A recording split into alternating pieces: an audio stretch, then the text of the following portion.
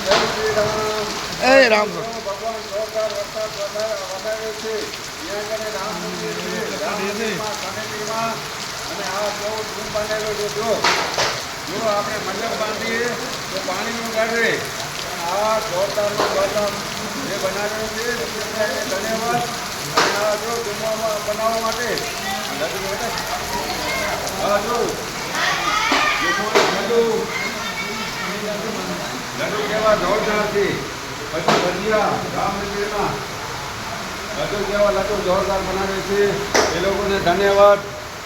અને આ વરસાદમાં લડ્ડુ ને ભજીયા ખાઓ મજા આવી જાય. મારું નામ નિર્જન સરદાર જસુભાઈ અને મોહનભાઈ એને ધન્યવાદ.